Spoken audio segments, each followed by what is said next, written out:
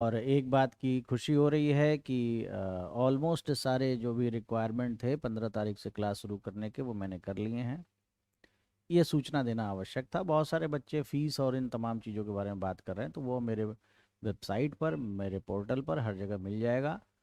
और आप लोगों के लिए हिंदुस्तान की सबसे सस्ती फीस और सबसे अच्छी पढ़ाई देने का जो संकल्प है, मेरा व्यक्तिगत संकल्प है। ये ऐसा नहीं है कि सिर्फ आप लोगों के लिए है।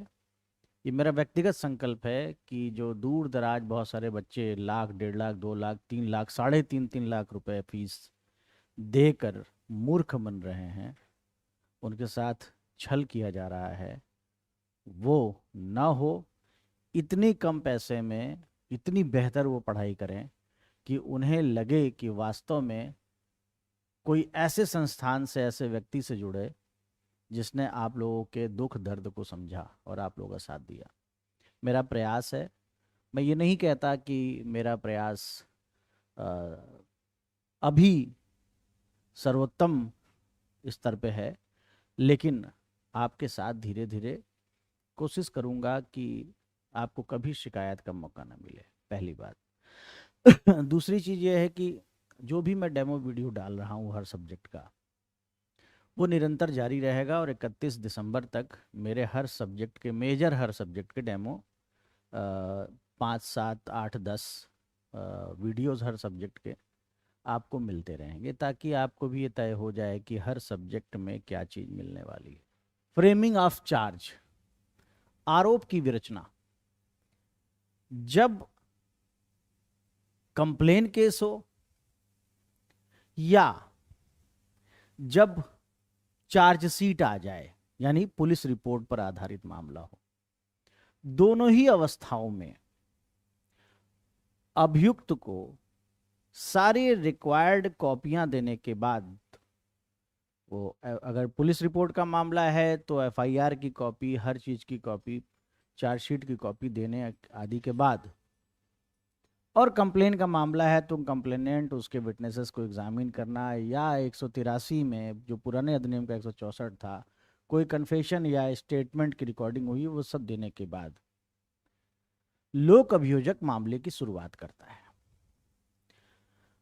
और जैसे ही मामले की शुरुआत होती है, सबसे पहला काम क्या होता है? सबसे पहला काम होता है, न्यायालय चार्ज फ्रेम करती है कि क्या आपके ऊपर आरोप लगाया जा रहा है। ये वैसा ही है जैसा ऑर्डर 14 सीपीसी में इशू सेटलमेंट किया जाता है। एक लाइन में उसको भी मैं थोड़ा सा बता दूं, हालांकि मैंने वो पूरा वीडियो बनाया हुआ है, हाउ टू रीड सीपीसी, पढ़िएगा, मिलेगा उसमें। प्लेंट वादी ने डाला, डब्ल्यूएस प्रतिवादी ने डाला, दोनों ने अपने अपने समर्थन में जो भी दस्तावेज थे वो लगा दिए। Order 7, order 8, order 7 rule 14, order 8 rule 1A में महत्वपूर्ण दस्तावेज लगा दिए जिस पे वो रिलाई करते हैं। ऑर्डर 9 में दोनों का अपीयरेंस होता है। ऑर्डर 10 में एक ओरल एग्जामिनेशन कोर्ट करती है सामान्य तौर पर। ऑर्डर 11 में डॉक्यूमेंट्स मंगाती है, जिसके पास जो जो डॉक्यूमेंट्स है सब डॉक्यूमेंट्स देखती है। ऑर्डर 12 में एडमिशन लेती है कि आपको क्या मंजूर है, क्या आप डिनाई कर रहे हैं। ऑर्डर 13 में जो भी रिकॉर्ड पे आया है बात और जो भी डॉक्यूमेंट आए हैं उसको रख लेती है। और ऑर्डर 14 में जाकर फिर क्या करती है? फ्रेमिंग ऑफ इशू करती है, जैसे फ्रेमिंग ऑफ चार्ज है। कैसे होता है, क्या, क्यों, कैसे, ये उसमें सिविल में होता है कि क्या यह आपकी जमीन है, क्या यह उत्तराधिकार है, वैसे वैसे तो सीपीसी का मामला है। क्रिमिनल में आरोप लिखा जाता है। आरोप की डेफिनेशन दी गई है सेक्शन 2 सब क्लॉज 1 के सब क्लॉज एफ में दी गई है। आप 2F बोल सकते हैं, 2F। पुराने अधिनियम में मेरे हिसाब से 2B में था, खैर अब तो नया अधिनियम आ गया है। तो परिभाषा कहती है कि आरोप के अंतर्गत आरोप का प्रत्येक शीर्ष है। Charge includes the every heads of charge. कुछ एक एक सज्जन है केवल, वो बार बार कहते हैं कि सर आप हिंदी बहुत प्रयोग करते हैं। हिंदी भाषी लोग हैं, हिंदी के बच्चे ज़्यादा हैं, लेकिन ऐसा नहीं है कि इंग्लिश में उसी को कन्वर्ट करके नहीं बोला जाता, ट्रांसलेट करके नहीं बोला जाता। तो खैर, charge includes every heads of charge. Charge के अंतर्गत, आरोप के अंतर्गत आरोप का प्रत्येक शीर्ष है।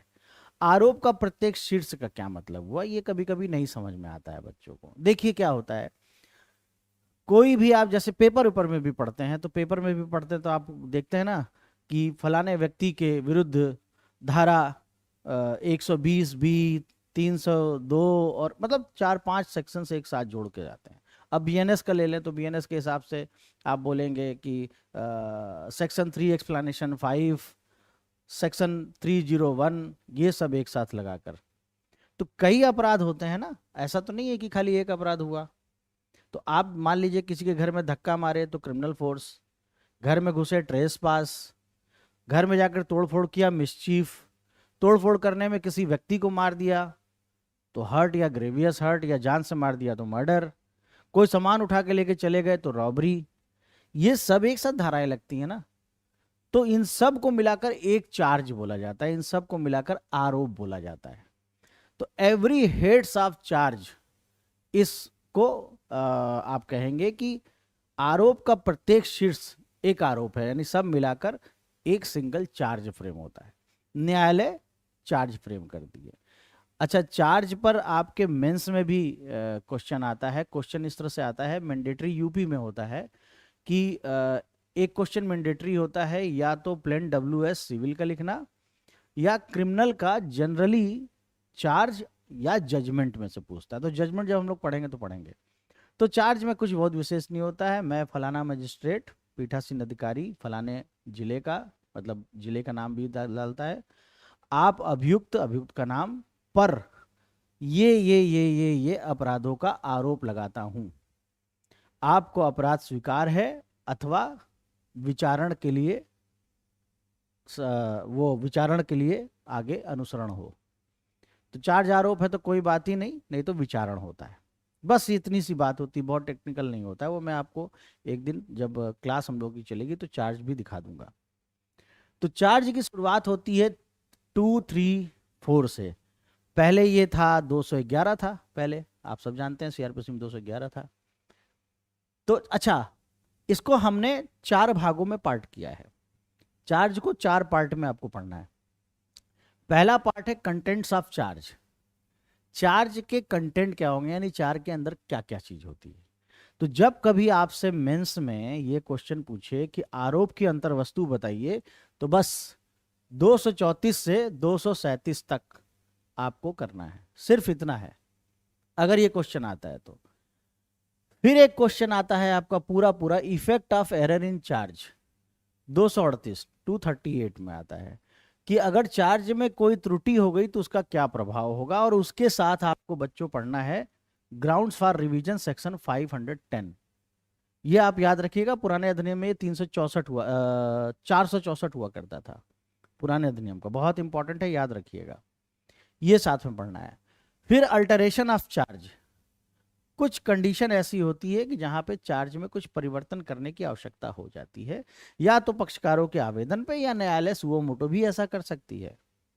जैसे आप जाएंगे इशू फ्रेमिंग सीपीसी में, तो ऑर्डर 14 का रूल 5 में सुओ मोटो भी अल्टर कर सकती है, इशू बना सकती है बाद में भी। तो ये हो गया। और इसके बाद जो टॉपिक आता है वो आता है ज्वाइंडर ऑफ चार्ज, यानी कि आरोपों को, कई अलग अलग आरोपों को कैसे जोड़ा जाए, जोड़ने की बात आती है। तो चले आते हैं हम लोग इन चारों पॉइंट्स पे डिस्कस करने। और पहला पॉइंट आता है कंटेंट्स ऑफ चार्ज का। चलिए बेयर वाइज पढ़ेंगे।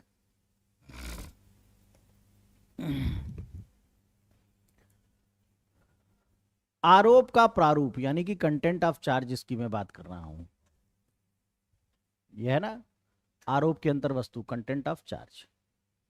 इस संहिता के अधीन प्रत्येक आरोप में उस अपराध का कथन होगा जिस पर अभियुक्त पर आरोप है। ये तो बहुत आराम से समझ में आ गया। आरोप क्या होगा, जो अभियुक्त पे आरोप है उस अपराध का कथन होगा, वो बताया जाएगा कि आपने ये अपराध किया, आपने डकैती डाली। यदि अपराध को बताने वाली, सृजन करने वाली मतलब क्रिएट, अपराध को बताने वाली कोई विधि है, if there is any law regarding the such offence must be right on the record. जो भी विधियां हैं अपराध को बताने वाली, उसमें जो उस अपराध का निर्दिष्ट नाम है उस नाम को लिखा जाएगा। जैसे लूट, हत्या, डकैती, बलात्कार, चोरी, कुटरचना, तमाम जो भी अपराध आप पढ़ते हैं बीएनएस में, या और भी बहुत सारे दांडिक वो हैं, क्या बोलते हैं, विधियां हैं, आप सब जानते हैं। एनडीपीएस है, नारकोटिक ड्रग्स वाला मामला है, या फूड एडल्ट्रेशन का कोई केस है, उससे संबंधित जो एक्ट आता है, एसेंशियल कमोडिटी एक्ट के अंतर्गत जो अपराध आते हैं, कॉपीराइट पेटेंट के अंतर्गत जो अपराध आते हैं, तो जो भी अपराध होते हैं प्रोसीजर यही चलेगा भाई। तो हर अपराध का कोई ना कोई नाम होता है, जनरली लगभग सबका होता है, तो उस अपराध का नाम लिख दिया जाएगा। तीसरी बात, यदि उस अपराध को बताने वाली विधि में कोई विनिर्दिष्ट नाम नहीं दिया गया है, तो कम से कम इतना डिफाइन कर देना है कि अभियुक्त को यह पता चल जाए, अभियुक्त को यह सूचना हो जाए कि उस पर किस चीज का आरोप है। यह बड़ा टेक्निकल बात कहता है। ये सोचने में भी हम लोगों को दिक्कत होती है कि कोई क्या ऐसा अपराध हो सकता है जिसमें अपराध का नाम ही ना हो। देखिए, कई बार ऐसी चीजें सामने आ जाती हैं न्यायालय के, कि न्यायालय को यह समझ नहीं आता कि इसके ऊपर किस विधि के अंतर्गत आरोप लगाया जाए, या यह जो अपराध उसने किया है वो किस प्रकार का अपराध है। जैसे मान लीजिए एक दौर में मैच फिक्सिंग अपराध नहीं था, बाद में मैच फिक्सिंग को एक अपराध बना दिया गया। अब उसमें अपराध की परिभाषा में मैच फिक्सिंग में बहुत सारी बातें दी गई हैं। क्या क्या जैसे दिया है कि पहले से मैच फिक्स करने के लिए कोई एग्रीमेंट किया हो, कोई इशारा करता हो कि डेड बॉल पड़ने वाली है या आउट होना है, तमाम चीजें हैं। लेकिन विधि निर्माताओं को हो सकता है कि भाई, जो लोग ऐसे चालाक लोग, अपराधी मस्तिष्क के लोग हैं, तो जो लॉ बनाने वाले हैं उनको क्या पता कि अभी और क्या क्या उसमें दिमाग है। अब उसमें मान लो ये नहीं है कि जब कोई दौड़ के आएगा पानी पिलाने तो उसी के जस्ट बाद आउट होना है। तो कम से कम ये हम उसमें बता दें कि हस्तक्षेप करते हुए अपराध को, या बाउंड्री के बाहर जो मैदान के बाहर खड़े होकर कुछ इस तरह का एक्टिविटी करते हुए खेल को बाधित करने का प्रयास। अब ये कोई अपराध उसमें पर्टिकुलर नहीं है, लेकिन कम से कम ये क्लियर हो गया ना कि उसने किया क्या। तो इस तरह की बात आती है, लेकिन आपको बहुत परेशान होने की जरूरत नहीं, आपको रट्टा मारना है, ठीक है। फिर वो लॉ और उस लॉ की का जो सेक्शन होगा जिसका अपराध का आरोप लग रहा है वो भी लिखना होगा। सब्जेक्ट वाइज क्लास बेटा मैंने आप लोगों को बार बार बताया है, मेरा वीडियो भी आया है, आप देखना। 15 तारीख से सब्जेक्ट वाइज क्लास स्टार्ट होने जा रही है। अभी मैं शाम को क्लास रख रहा हूँ संख्या बढ़ने और अलग अलग तरीके से लोगों की डिमांड के अनुरूप सुबह भी एक क्लास रखी जाएगी। ये बड़ी इंपॉर्टेंट बात है। ये कहना कि आरोप लगा दिया, that's mean every requisitions have fulfilled, every requirement for the framing any charge have already been fulfilled।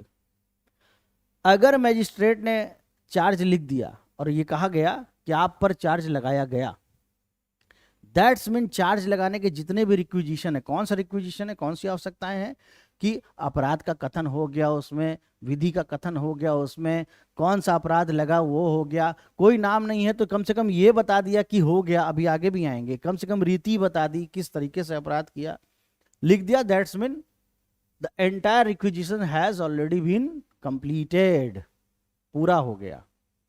यह तथ्य कि आरोप लगा दिया गया इस कथन के समतुल्य है कि विधि द्वारा अपेक्षित सभी शर्तों का पालन कर दिया गया है। ये हो गया। आगे बढ़ते हैं,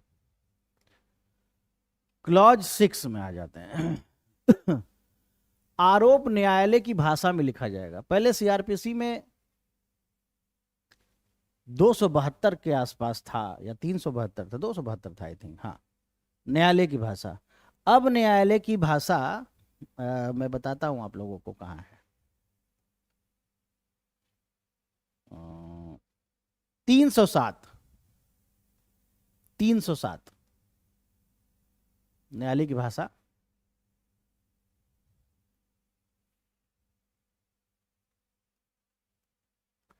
अब देखो, जो हिंदी से डरते हैं उनकी बात फिर आ गई। अगर न्यायालय की भाषा हिंदी है तो हिंदी में आरोप लिखा जाएगा, अन्यथा अंग्रेजी में लिखा जाएगा। इसका मतलब क्या हुआ कि हिंदी की इंपॉर्टेंस है और बहुत ज्यादा है। हिंदी नहीं है तो इंग्लिश में लिखा जाएगा। तो न्यायालय की भाषा यह, आप कॉन्स्टिट्यूशन के आर्टिकल 348 में जाइए। कॉन्स्टिट्यूशन आर्टिकल 348 कहता है न्यायालय की भाषा 10 वर्षों तक इंग्लिश रहेगी। लेकिन कौन सा न्यायालय है वो हाई कोर्ट और सुप्रीम कोर्ट है। लेकिन 10 वर्षों से लगातार चला आ रहा है, तो अभी एक परंपरा बन गई है, हाई कोर्ट और सुप्रीम कोर्ट में न्यायालय की भाषा इंग्लिश है। लेकिन न्यायालय की भाषा इंग्लिश का मतलब ये होता है कि न्यायालय अपने रिकॉर्ड को इंग्लिश में तैयार करेगी, प्रोसीडिंग इंग्लिश में करेगी। बहस तो वहां पे भी हिंदी में करते हैं, और जो इलाहाबाद, लखनऊ, पटना के हाई कोर्ट के जो बेस्ट लॉयर हैं, बम्पर वाले एकदम, सब हिंदी बोलते हैं। आप जाके पता करो, इंग्लिश भी आती है उनको, लेकिन जब ज्यादा जोश आ जाता है ना तो अपनी भाषा आ ही जाती है। जैसे अभी तुम्हारी लड़ाई हो जाए तो तुम बहुत देर तक अंग्रेजी में बात नहीं करोगे, आओगे हिंदी में, क्योंकि गाली सब हिंदी में ठीक ठाक समझ में आती है। तो न्यायालय की भाषा 307 में दी गई है। ठीक, ये पूर्व दो सिद्धि आरोप लिखते समय, जब आप आरोप लिखोगे कि आप पर चोरी का आरोप लगाया गया, और अगर उस मामले में न्यायालय को यह जानकारी है कि पूर्व में भी दोष सिद्ध हुआ है ये, तो जब कोई अपराध, जैसे जब आप आउटरेजिंग ऑफ मॉडेस्टी पढ़ते हैं, लज्जा भंग का मामला पढ़ते हैं, तो उसमें जो पहला कंडीशन है वो ये है कि अगर आप फर्स्ट टाइम कोई अपराध करते हैं तो 1 से 3 वर्ष तक की सजा है, और दोबारा अगर करते हैं तो 5 वर्ष तक की सजा है। तो जो इनहेंस्ड पनिशमेंट है, वर्धित दंड है, वो पूर्व दोष सिद्धि के साथ जुड़ा हुआ मामला है। तो वही बात यहां पे कह रहा है। अच्छा, ये इसका एक उदाहरण मैंने आपको दिया है, सेक्शन 259 आप देखिएगा। सेक्शन 259 में जब आप सेशन ट्रायल पे जाएंगे, तो पुराने अधिनियम का 237 में बोल रहा हूं, नए अधिनियम का 259, जब आप सेशन ट्रायल में जाते हैं तो वहां पर भी, और हर ट्रायल में जब पनिशमेंट सुनाया जाता है तो उस समय इसकी चर्चा की जाती है कि पूर्व दोष सिद्धि थी या नहीं थी। अगर पूर्व दोष सिद्धि था तो पनिशमेंट ज्यादा दिया जाता है। जैसे मान लो किसी मामले में 10 वर्ष तक की सजा है, और पूर्व में वो अपराध मैंने किया है, कोर्ट ने हमको 7 वर्ष तक की सजा दी। 10 वर्ष तक मैक्सिमम होता है अगर उस अपराध में, तो कोर्ट ने हमको 7 वर्ष तक की सजा दी। दोबारा फिर हम वही अपराध करते हैं तो कोर्ट हमको इस बार जो है 10 का 10 पूरा देगी, यानी वर्धित दंड ही देगी हर स्थिति में। वही बात कह रहा है। यदि अभियुक्त किसी अपराध के लिए पूर्व में दोष सिद्ध किया जा चुका है और फिर पश्चात में वो वही अपराध करता है, तो पूर्व दोष सिद्धि के कारण वर्धित दंड या भिन्न प्रकार के दंड का भागी। भिन्न प्रकार का दंड का मतलब, पहले 10 साल थी, दोबारा फिर वही अपराध किया तो हो सकता है उसके लिए 20 साल आजीवन कारावास तक हो। और यह आशित है कि ऐसा पूर्व दोष सिद्धि उस दंड को प्रभावित करने के लिए जरूरी है, तब पूर्व दोष सिद्धि को भी आरोप के साथ लिख दिया जाएगा। सीधा सीधा समझो एक लाइन में, अगर आरोप लिखते समय यह तथ्य भी प्रकट होता है कि जिस अपराध का आरोप लगाया जा रहा है वह अपराध के लिए अभियुक्त पूर्व में भी दोष सिद्ध किया जा चुका है, तो आरोप में उस पूर्व दोष सिद्धि को भी लिखा जाएगा। बस यही बात लिख दो। फिर से बोल दे रहा हूं, ध्यान से सुनना। यदि किसी अपराध का आरोप लगाया जा रहा है और यह तथ्य प्रकट होता है कि पूर्व में भी उसी अपराध के लिए अभियुक्त पूर्व दोष सिद्ध है, तो आरोप में ही इस बात का उल्लेख कर देंगे, ताकि जो कोर्ट ट्रायल चला रही है वो अंत में जब जजमेंट दे तो याद रखे कि पूर्व दोष सिद्धि इसकी पहले इसी मामले में थी, यानी वर्धित दंड दे, ज्यादा दंड दे। ठीक, अब एक दो दृष्टांत पढ़ लेते हैं।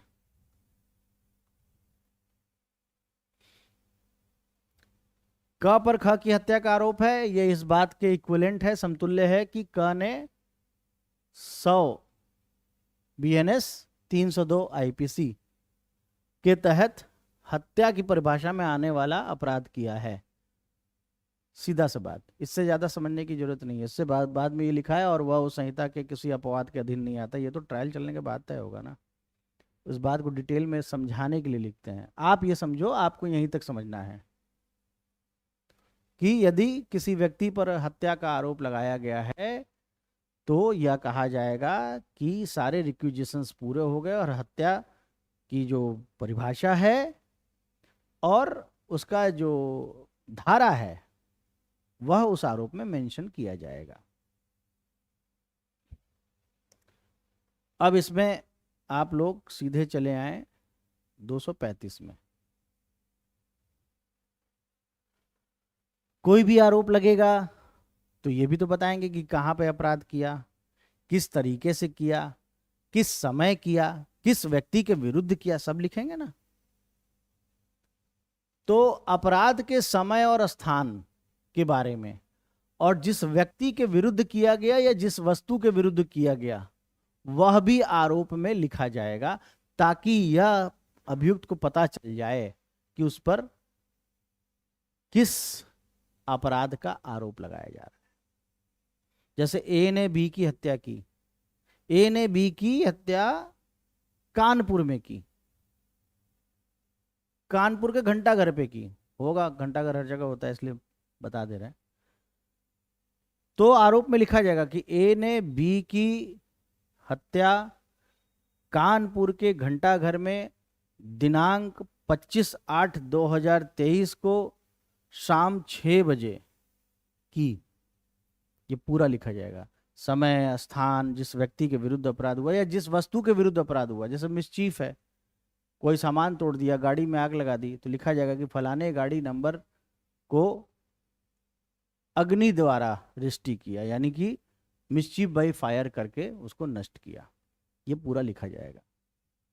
फिर यदि अभियुक्त ने कोई आपराधिक न्यास भंग या बेईमानी से धन या अचल संपत्ति का दुर्विनियोग किया है, क्रिमिनल ब्रीच ऑफ ट्रस्ट किया है, मिस अप्रोप्रिएशन ऑफ प्रॉपर्टी किया है, मूवेबल प्रॉपर्टी किया है, तो केवल इतना लिखना पर्याप्त होगा, इतना लिखना पर्याप्त होगा कि उसने आपराधिक न्यास भंग किया और उसमें राशि क्या थी, कितनी राशि का किया, कौन सी चल संपत्ति के विषय में अपराध किया, यह लिखना पर्याप्त होगा। किस दिन की यह बताने की बहुत ज्यादा जरूरत नहीं है। समझिए, criminal breach of trust, criminal miss appropriation के मामले में कई बार ऐसा होता है कि दिन क्लियर नहीं होता। जैसे आपको मैं अपनी फैक्ट्री की चाबी देके चला गया या घर की या दुकान की XYZ, कि भाई जब मैं आऊंगा तब तक दुकान को ध्यान से देखते रहना, चोरी चमारी ना हो। अब हुआ क्या, आप उस दुकान से रोज कुछ ना कुछ सामान बेच के अपने जो है मिस अप्रोप्रिएट कर ले रहे हैं उस पैसे को। तो अब एक एक दिन का हिसाब तो हमारे पास है नहीं, हम तो यही ना कहेंगे कि हम इनको इनके ऊपर ट्रस्ट करके सामान दे के गए और इन्होंने ब्रीच ऑफ ट्रस्ट किया। तो इट इज सफिशिएंट कि आप बता दो कि ब्रीच ऑफ ट्रस्ट किया गया और कितने धनराशि का, ये बताना जरूरी है, बस ये बताना जरूरी है। दिन समय देना बहुत ज्यादा हर स्थिति में जरूरी नहीं हो सकता। कई बार आर्थिक अपराधों में आप एग्जैक्ट नहीं बता सकते कि किस समय ऐसा किया गया। अब मिस अप्रोप्रिएशन है, सड़क पर मेरा पर्स गिरा हुआ आपको मिल जाए, तो आपने कब उसको उठाया, कब अपने यूज में लिया, हमको तो नहीं पता, लेकिन मिस अप्रोप्रिएशन आपने किया। तो टाइम और प्लेस कई बार जरूरी नहीं होता है, डेट जरूरी नहीं होता, लेकिन इतना बताना जरूरी होता है कि ब्रीच ऑफ ट्रस्ट किया या मिस अप्रोप्रिएशन किया और कितने धन या किस चल संपत्ति के विषय में, मूवेबल प्रॉपर्टी के संदर्भ में अपराध किया, यह आरोप में लिखा जाएगा। लेकिन ऐसा कोई भी अपराध जिसके बारे में आप बात कर रहे हैं वो 1 साल से अधिक अवधि का नहीं होना चाहिए। ये नहीं कि एक बार सन 2000 में मेरे साथ किए थे, एक बार 2005 में किए थे, एक बार 11 में किए थे, ऐसे नहीं। 1 साल के भीतर कितनी बार ब्रीच किया गया, ब्रीच ऑफ ट्रस्ट किया गया, कितनी बार मिस अप्रोप्रिएशन किया गया, 1 साल के अंदर का वो अपराध होना चाहिए। ये हो गया। अब बात आ जाती है 236, अपराध की रीति। कई बार ऐसी चीजें होती हैं कि उसमें कोर्ट को ये बताना पड़ता है कि किस तरह से अपराध किया, अपराध की रीति बताना बहुत जरूरी है। और जनरली आर्थिक अपराधों में आप ये देखेंगे कि ये बताना पड़ता है कि किस तरीके से अपराध किया गया। तो पहले सेक्शन पढ़ते हैं। जब मामला इस तरह का है, इस प्रकार का है कि आरोप लिखा जा रहा है और लेकिन अभियुक्त को पर्याप्त सूचना नहीं मिल पा रही है कि उसके ऊपर यह आरोप क्यों लगाया गया, तो उस रीति का, उस मेथड का, उस प्रोसीजर का, उस वे का, उस तरीके का भी उल्लेख किया जाएगा ताकि उसको ये पता चल जाए कि उसके ऊपर किस चीज का आरोप लग रहा है। इसको समझने के लिए आपको इसका इलस्ट्रेशन बी देखना चाहिए, ए में नहीं, क्योंकि चोरी का आरोप लगा तो चोरी की, चलो ठीक है, लेकिन बी अगर आप देखोगे तो मेरी बात आपको और अच्छी समझ में, मेरी बात क्या, बेयर की बात समझ में आ जाएगी। क पर ख के साथ किसी समय किसी स्थान पर छल करने का अभियोग है, तो छल कैसे किया ये रीति लिखा जाएगा। जैसे क ने ख के हस्ताक्षर में या उसकी राइटिंग में, क ने ख की राइटिंग में एक काउंटर फिटिंग डॉक्यूमेंट तैयार किया, काउंटर फिट डॉक्यूमेंट तैयार किया, कूटरचना किया, जिसके माध्यम से उसने छल किया। जैसे मान लो कि अब ये कहा जाए कि तुमने मेरे साथ छल किया, क्लियर नहीं हो रहा है, लेकिन अगर ये कहा जाए कि तुमने मेरा फर्जी सिग्नेचर बनाकर चेक को भजा लिया या किसी को पेमेंट दे दिया, तो वो रीति भी लिखनी पड़ेगी, बताना पड़ेगा। या नकली दस्तावेज, नकली वसीयत बना लिया, तो वो रीति लिखा जाएगा कि आपने प्रवीण दुबे के सिग्नेचर का कूटरचना करते हुए उनके बैंक से पैसा निकालकर छल किया, पूरा लिखना पड़ेगा। क्योंकि छल किया, क्या छल किया, कैसे पता चलेगा कि आपने प्रवीण दुबे के साथ छल किया? अरे अभी तो बच ही के चला जाएगा ऐसे, तो आपको रीति बतानी पड़ेगी। एकाक और पढ़ लेते हैं इसमें का।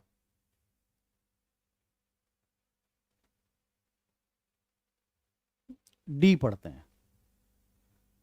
ये कहना कि क ने लोक सेवक ख को उसके पब्लिक फंक्शनिंग में हर्डल क्रिएट किया, यानी ए ने वॉलंटरली, जानबूझकर पब्लिक सर्वेंट बी जब अपना लोक कर्तव्य कर रहा था, यानी जो सरकारी कामकाज कर रहा था, उसमें बाधा उत्पन्न की। तो बाधा कैसे उत्पन्न की ये लिखना पड़ेगा। केवल बाधा उत्पन्न की नहीं समझ में आएगा, आपको बताना होगा कि जब एग्जीक्यूशन के लिए न्यायालय से पुलिस और न्यायालय के कर्मचारी कब्जा दिलवाने गए डिक्री होल्डर को, जिसके पक्ष में डिक्री आई है, उसको जब कब्जा दिलवाने गए तो आप लोगों ने उस दल पर पत्थर फेंक कर उन्हें रोकने की कोशिश की। ये रीति हो गई, तो रीति लिखना होगा। तो अगर आपने ऐसा कोई काम किया तो रीति को बताना पड़ेगा, ठीक।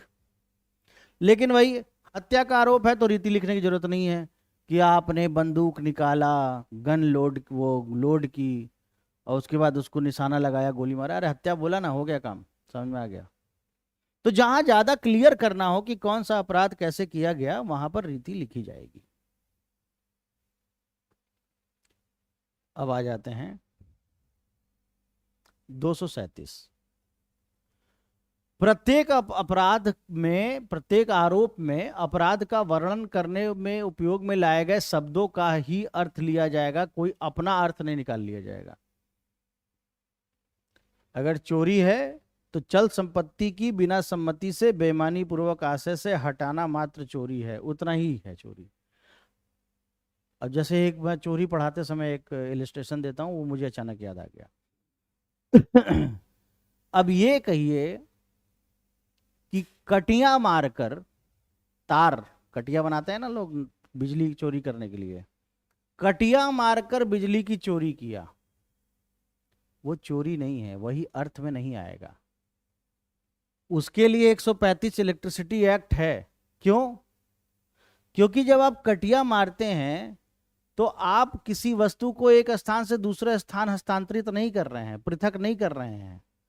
वो तो करंट है, वो तो फ्लो है। करंट को कौन, कटिया निकालेंगे तब करंट कटेगा ना, एक जगह से दूसरी जगह हस्तांतरित होगा ना। तो चोरी का विषय वस्तु वो नहीं है। जो आप बीएनएस में जो चोरी पढ़ते हैं उसमें बिजली चोरी नहीं आती है। क्यों? क्योंकि करंट को आप अलग नहीं कर रहे हैं। चोरी में वस्तु को अलग करना, उसके एक्सप्लेनेशन में आपने पढ़ा है ना, अलग करना होता है। किसी वस्तु को हटाना चोरी है। बेईमानी पूर्वक बिना सम्मति से किसी चल संपत्ति को हटाना चोरी है। आप कटिया मारने में हटा कहाँ रहे हैं? तो जो भाषा है उसी को लीजिए। अगर आपको चोरी के बारे में बताना है तो वही अर्थ लीजिए जो इलेक्ट्रिसिटी एक्ट का सेक्शन 135 कहता है। अब अमेंडमेंट नहीं हुआ होगा तो वही सेक्शन होगा, मैं बहुत पहले का पढ़ा हूं तो मुझे वही याद आता है। तो ये बात आ गई। अब बच्चों दूसरा टॉपिक है effect of error in charge 238। पहले ये 215 हुआ करता था। पुराना प्यार, सीआरपीसी, एविडेंस, आईपीसी इतनी जल्दी नहीं भूलेगा। 238 नए अधिनियम का, अगर चार्ज लिखने में कोई छोटी मोटी गलती हो गई तो कोई बहुत बड़ा समस्या नहीं हो गया। गलती का प्रभाव जब तक की अभियुक्त को अपने डिफेंस में दिक्कत न करता हो, अभियुक्त जब तक मिसलीड ना हो जाता हो, भुलावे में न पड़ जाता हो और न्याय विफल न होता हो, तब तक चार्ज में किसी प्रकार का एरर यानी कि त्रुटि बहुत प्रभाव नहीं रखती। सेक्शन देख लेते हैं और इसके साथ 510 भी देखेंगे।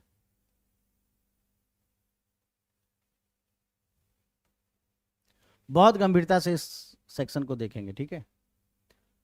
अपराध के जो भी विशिष्टियां हैं जिसमें आरोप कथन किया जा रहा है, सिंपली समझो कि आरोप लिखते कथन में कोई गलती अगर हो गई है या कोई लोप हो गया है तो वो मटेरियल तभी माना जाएगा, यानी कि महत्वपूर्ण गलती तभी मानी जाएगी, मटेरियल एरर तभी माना जाएगा जब उस गलती से अभियुक्त वास्तव में भुलावे में पड़ गया हो। यानी कि मेरे ऊपर आरोप क्या लगा है भाई, हम क्या करें, कैसे डिफेंस करें, तो क्लियर होना चाहिए ना। अब कोई कोर्ट का मामला है ना, बाप बेटे का मामला नहीं है ना कि बाप अनायास ही डांट रहा है, अरे नालायक बेहुदे, कोई काम ही नहीं आता, कोई काम कर दो गड़बड़। अरे बताइए तो गलती क्या की है।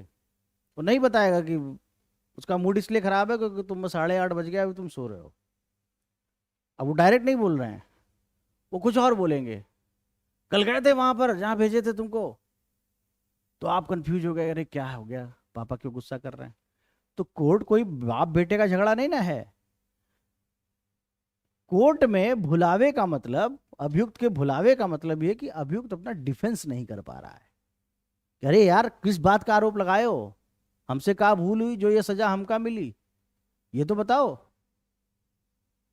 और अगर भुलावे में पड़ेगा, निश्चित है कि न्याय नहीं होगा। वो अपना डिफेंस कैसे करेगा, वो सही है या गलत है ये तो बाद में न तय होगा, ट्रायल चलने के बाद ना, एविडेंस पर। तो डिफेंस कैसे करेगा वो अपना। तो सिंपल एक लाइन में अब आप समझिए, आप लिख लीजिएगा, जब किसी आरोप में किसी त्रुटि या किसी ओमिशन यानी लोप के कारण अभियुक्त अपनी प्रतिरक्षा में, अपने डिफेंस में भुलावे में पड़ जाए और जिसके कारण न्याय विफल हो जाए, तब यह कहा जाएगा कि आरोप में त्रुटि तात्विक है, यानी कि गंभीर है।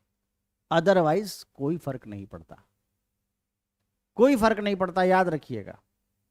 इसीलिए सेक्शन 510 बीएनएसएस पुराने अधिनियम का 364, सीआरपीसी का 364 नहीं, 464, 464 पुराने का, 510 नए का, में ये बात कही गई है कि यदि आरोप में किसी प्रकार का एरर हो गया है तो उस एरर का कोई भी इफेक्ट नहीं पड़ेगा। अपील न्यायालय या पुनरीक्षण न्यायालय, अपेलेट कोर्ट या रिविजनल कोर्ट उसको इंपॉर्टेंस नहीं देगी, यानी कि उस पर कोई भी अपना निर्णय नहीं देगी, उसको बदलने के लिए निचली अदालत को नहीं कहेगी, जब तक कि न्याय विफल ना हो रहा हो। तो 510 देखते हैं। जिसको ये बात नहीं समझ में आएगी वो पूछेगा, मैं देखूंगा आज की कोई पूछता भी है कि नहीं। 510, आरोप विरचित न करने या उसके अभाव में या गलती का प्रभाव। हम लोग गलती की बात कर रहे हैं तो गलती पे ज्यादा फोकस कर रहे थे हम। लेकिन अगर मान लो किसी मामले में आरोप भी नहीं लिखा, समान मामलों में नहीं लिखा जाता है, तो क्या फर्क पड़ जाता है। लेकिन अगर आरोप लिखने की कंडीशन है तो लिखना चाहिए, भले समान मामला है, इसका अर्थ यह हुआ। आरोप नहीं लिखा गया या आरोप में कुछ अभाव रह गया, कुछ छूट गया या कुछ गलत लिख गया, तो उसका क्या प्रभाव होगा। या कोई कुसंयोजन हो गया, ज्वाइंडर ऑफ चार्ज में गलत चार्ज आप ज्वाइंट कर दिए, तो उसका क्या प्रभाव होगा। उसका प्रभाव सिर्फ इतना होगा, जब न्यायालय की राय में लगे कि उसके कारण न्याय नहीं हो पा रहा है, तभी ऐसी गलती, लोप या अनियमितता या कुसंयोजन अविधिमान्य समझा जाएगा। एक लाइन में लिखो, जब आरोप विरचित न किया गया हो या किसी आरोप का अभाव हो, कोई त्रुटि या लोप हो या आरोप का कुसंयोजन हुआ हो और न्यायालय की यह राय हो कि उसके कारण न्याय विफल हो जाएगा, यानी न्याय नहीं हो पाएगा, तब ऐसा आरोप अविधि मान्य माना जाएगा, यानी वैल्यू नहीं होगी उसकी। फिर अपीलेट कोर्ट या रिविजनल कोर्ट जो भी है, जिसके पास जाके अभियुक्त कह रहा है, वो निचले अदालत से कहेगी चलो दोबारा आरोप लिखो, और नहीं तो हम लिख के भेज रहे हैं। विरचित आरोप नहीं हुआ है तो कहेगी, अपने खुद बना के नीचे भेज देगी, या उसको बोलेगी कि नया आरोप विरचित करो, नया आरोप बनाओ। तो खैर ये तो कॉमन सेंस वाली बात है। असली बात समझ में आई? कोई यस नो कोई बोल लेगा। यही ऑफलाइन और ऑनलाइन में यही अंतर होता है। ऑफलाइन में बच्चे तुरंत क्वेश्चन करते हैं, ऑनलाइन वाले कान में लगाए हैं, बात सुन रहे हैं, कभी कभी कुछ और भी सोचने लगे हैं कि ऐसे ही मेरे ऊपर कोई फर्जी आरोप अगला लगाया और हमको छोड़ के चला गया। तो अब मैं कहूँगा कि तुमने मेरे साथ न्याय नहीं किया, इसलिए तुम्हारा आरोप अविधि मान्य हो गया। तो क्लियर हो गया होगा मेरे हिसाब से। किसी का कोई मैसेज नहीं ना आ रहा है? चलिए, ये समझ में आ गया। अब मेंस में 238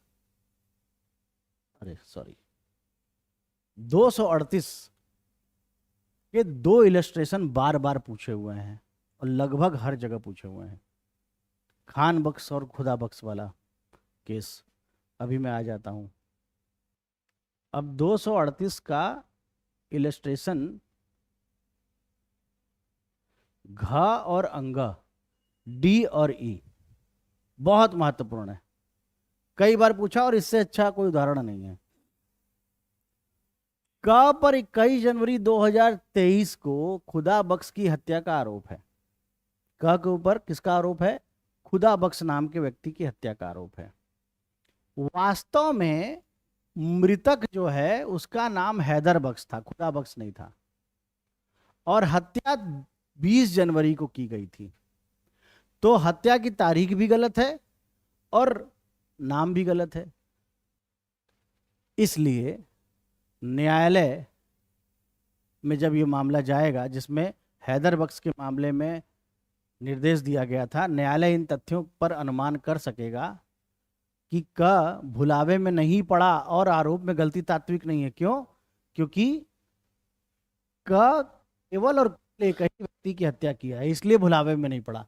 लेकिन यदि वो दो व्यक्तियों की हत्या किया होता, हैदर बख्श की भी किया है और खुदा बख्श की भी किया है, तब ये बताना पड़ेगा न्यायालय को, तभी तात्विक मटेरियल एरर होगा। न्यायालय को बताना पड़ेगा कि किसका चार्ज है, ये हैदर बख्श का चार्ज है या खुदा बख्श का चार्ज है। हैदर बख्श का दूसरा डेट है मारने का, खुदा बख्श का दूसरा डेट है। दो मुकदमे मेरे ऊपर लगे हैं, ठीक है, लेकिन ये क्लियर हो कि किस मुकदमे की बात हो रही है। लेकिन जहां केवल एक ही मुकदमा मेरे खिलाफ है, जहां केवल एक ही मुकदमा मेरे खिलाफ है, उसमें अगर कुछ हेर फेर हो जा रही है तो बहुत तात्विक नहीं माना जा सकता। फिर से समझाने के लिए आपको बोल रहा हूं, फिर से समझिएगा। मेरे ऊपर खुदा बख्श की हत्या का आरोप है और खुदा बख्श की हत्या मैंने 21 जनवरी 2023 को की थी, ये बात कही जा रही है। लेकिन आरोप में लिखा गया कि मैंने हैदर बख्श की हत्या की 20 जनवरी को।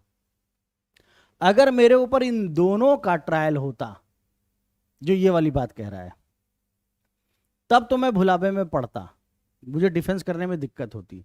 लेकिन जहां पर मेरे ऊपर सिर्फ एक ही हत्या का आरोप है और कोई हत्या मैंने नहीं की है लाइफ में, तब क्या कहा जाएगा? तब सिंपली ये बात कही जाएगी कि अभियुक्त भुलावे में नहीं पड़ा है, उसको पता है कि एक हत्या किया है, नाम में गड़बड़ी है, लेकिन उसको आइडिया है कि एक ही का ट्रायल चल रहा है। ये आपके मेंस में कई बार पूछा गया है, इसको आप लोग तैयार करके रखिएगा। अब फिर आ जाते हैं तीसरे पॉइंट पर। इसके साथ पढ़ेंगे, हमेशा याद रखिएगा, हमेशा 510 के साथ पढ़ेंगे। The third point is here alteration of charge. अब जैसे मान लो कोई एरर हो गया या कोई मिस ज्वाइंडर हो गया, तो अल्टरेशन ऑफ चार्ज पे आ जाते हैं 239 एंड 40। और इसको बहुत डिटेल में नहीं याद करना है, इसको सिंपल याद करना है। और जिन लैंग्वेज में मैं बताऊं सिंपली लिखने का, उसी तरह आप लिखने का प्रयास करिए। 239, कोई भी न्यायालय निर्णय सुनाए जाने के पहले किसी भी समय आरोप में परिवर्तन या परिवर्धन, परिवर्धन का मतलब इनहेंस कर सकता है, बढ़ा सकता है, कोर्ट अल्टर भी कर सकता है और कम नहीं कर सकता। कहीं कम करने की बात नहीं है। एक बार जो आरोप लिख दिया लिख दिया, हाँ गड़बड़ है तो अल्टर कर देंगे। कम लिखा है, लिखना था हत्या, लिख दिया मानववध या ग्रेवियस हर्ट, तो उसको क्या कर देंगे, बढ़ा देंगे। ये नहीं कि है आपका वो हत्या है और उसको कम करके ग्रेवियस हर्ट लिख दिया। ग्रेवियस हर्ट है तो हत्या कर देंगे।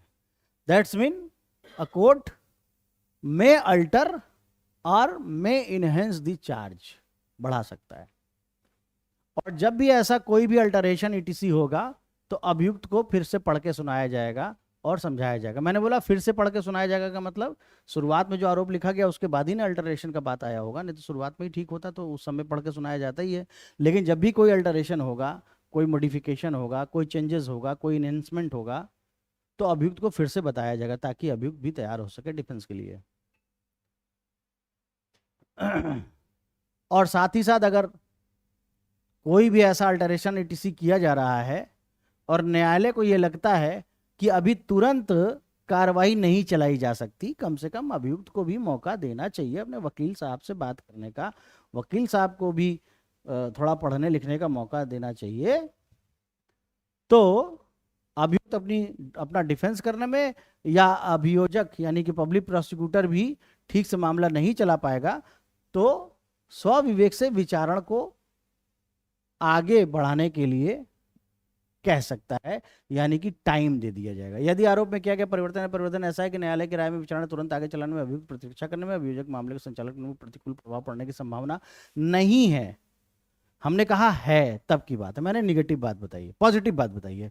ये थोड़ा निगेटिव एस्पेक्ट में कह रहा है। अगर संभावना नहीं है दिक्कत होने की, अभियुक्त को डिफेंस में दिक्कत नहीं है, पब्लिक प्रोसिक्यूटर को अपना जो भी रखना है कोर्ट के सामने प्रोसीजर चलाना है उसमें प्रॉब्लम नहीं है, तो आगे मामला चलता रहेगा।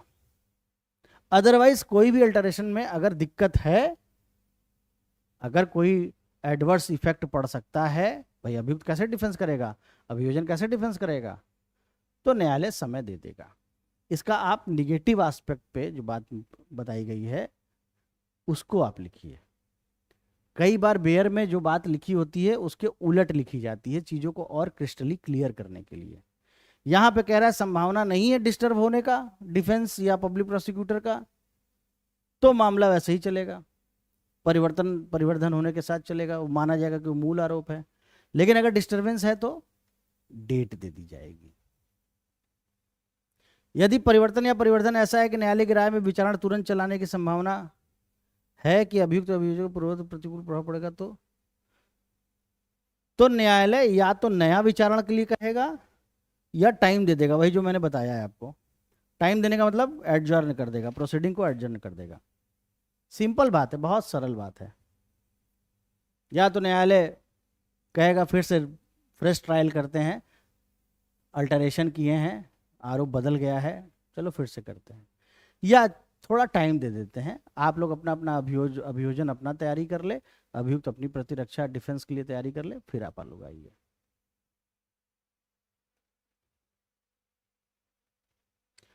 हाँ, यदि अल्टरेशन करने की वजह से ऐसा अपराध निकल के आता है जिसमें प्रीवियस सैंक्शन की जरूरत है, जैसे अल्टरेशन करने में ये पता चला कि उसमें कोई पब्लिक ऑफिसर भी इन्वॉल्व हो गया, तो पब्लिक ऑफिसर के अगेंस्ट तो कोर्ट डायरेक्ट कॉग्निजेंस नहीं ले सकती है, उसको कहीं ना कहीं पहले क्या करना पड़ेगा, गवर्नमेंट से प्री सैंक्शन लेना पड़ेगा, अनुमति लेनी पड़ेगी। तो तब तक के लिए मामले को रोक देगी जब तक कि प्रोसिक्यूशन के लिए परमिशन नहीं ले ली जाती। अपनी भाषा में लिखो, बेयर की भाषा में लिखोगे तो बेयर हो जाओगे, समझ जाओ बात को। अब अल्टरेशन ऑफ चार्ज में 240, सीधी सी बात है, जब अल्टरेशन ऑफ चार्ज हो गया या इनहेंसमेंट हो गया, मॉडिफिकेशन हो गया, तो अगर कोर्ट को यह जरूरत लगती है कि फ्रेश विटनेसेस को बुलाया जाए तो फ्रेश विटनेसेस को भी बुला सकती है, बस इतना ही लिखना है, साक्षियों को फिर से बुलाया जाएगा, बस इतना ही लिखना है। इससे ज्यादा लिखे तो कहानी खत्म, काम की बात ही नहीं है। सीधी सी बात है कि जब आरोप परिवर्तित किया जाता है तब साक्षियों को न्यायालय पुनः बुला सकती है यदि आवश्यक समझती है तो, सेक्शन 240। अब अगला टॉपिक है ज्वाइंडर ऑफ चार्ज। जैसे सीपीसी में हम लोग ज्वाइंडर ऑफ इशू पढ़ते हैं, ऑर्डर टू रूल 4, 5 एंड 6, 7 में ऑब्जेक्शन है, उसी तरह से चार्ज में भी ज्वाइंडर होता है। और जैसे सीपीसी में ज्वाइंडर ऑफ द पार्टी पढ़ते हैं, order 1 rule 1, order 1 rule 3, order 1 rule 6 और ऑर्डर 1 रूल 7, जब कभी आप पढ़ेंगे। अच्छा, मैं सोच रहा हूँ कल मैं सीपीसी की क्लास चलाने का मूड बन रहा है तो कल बताऊंगा। तो खैर, वादी प्रतिवादियों का भी ज्वाइंडर होता है, संयोजन होता है, उसी तरह से अभियुक्त लोगों का भी, जो जिनका को एक्यूज्ड होते हैं, जिनका ज्वाइंट ट्रायल चलता है, उनका भी ज्वाइंट होता है। तो यही हम लोग आज जो है टॉपिक जो है पढ़ने जा रहे हैं, कहाँ से कहाँ तक, 241 से 247 तक।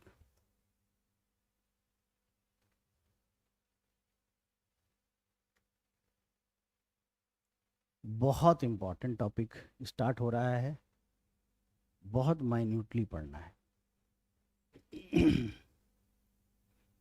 सुभिन्न अपराधों के लिए कोई क्वेश्चन है क्या? सुभिन्न अपराध मतलब अलग अलग अपराधों के लिए पृथक आरोप।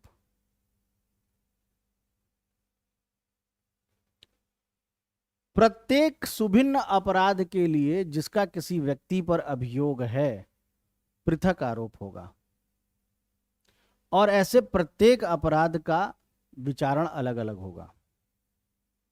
ये जनरल रूल है, ये सामान्य नियम है। अपवाद आपको 242 से नीचे मिलेगा, 242 से 247 तक एक्सेप्शंस हैं। ये जनरल रूल है कि अलग अलग अपराध के लिए अलग अलग आरोप लिखे जाएंगे। अलग अलग अपराध के लिए अलग अलग आरोप लिखे जाएंगे। कब ज्वाइंट किया जाएगा, ये सब बातें 242 से शुरू होंगी। जैसे मान लो एक साल में एक ही तरह के कई अपराध हमने कर दिए, तो वो ज्वाइंट हो जाएगा एक साल के अंदर वाले। या एक ही ट्रांजैक्शन में हमने कई अपराध किए, घर में घुसे, मारे पीटे, सामान तोड़े, आग लगा दिए, गोली मार दिए, लूट कर लिए, एक ही ट्रांजैक्शन में हुआ ना, उसका एक आरोप लगेगा। अदरवाइज सिंपल सी बात है, अलग अलग अपराध आपने किए, किसी जगह जाकर हत्या की, किसी जगह जाकर डकैती डाला, किसी जगह जाकर फ्रॉड किया, किसी जगह जाकर लड़की को छेड़ा, अलग अलग अपराध, अलग अलग चार्ज फ्रेम। तो ये जनरल रूल है। प्रत्येक अलग अलग यानी सुभिन्न डिफरेंट अपराध के लिए पृथक पृथक विचारण किया जाएगा, पृथक पृथक आरोप लगाया जाएगा। परंतु जहां अभियुक्त लिखित आवेदन से यह चाहता है कि मजिस्ट्रेट सारे आरोपों का एक साथ कंसोलिडेशन कर दे, यूपी अमेंडमेंट सीपीसी ऑर्डर 4 में आप जाओगे ना, तो कंसोलिडेशन ऑफ केसेस है, वो यूपी अमेंडमेंट है, आप लोगों के बेयर में नहीं आती है। क्या है, किसका फोन है? अटेंड कर लीजिए, कौन है बता दीजिए, सर क्लास ले रहा है। तो खैर वो छोड़ दीजिए सीपीसी। तो कोई एक्यूज्ड ये कह सकता है कि मेरे ऊपर बहुत डिफरेंट काइंड ऑफ चार्जेस लगाए गए हैं अलग अलग ऑफेंसेस के, इन सबको कंसोलिडेट कर दिया जाए। इसको आप कंसोलिडेशन बोलेंगे, इसको आप ज्वाइंडर नहीं बोलेंगे, इसको क्या बोलेंगे? कंसोलिडेशन।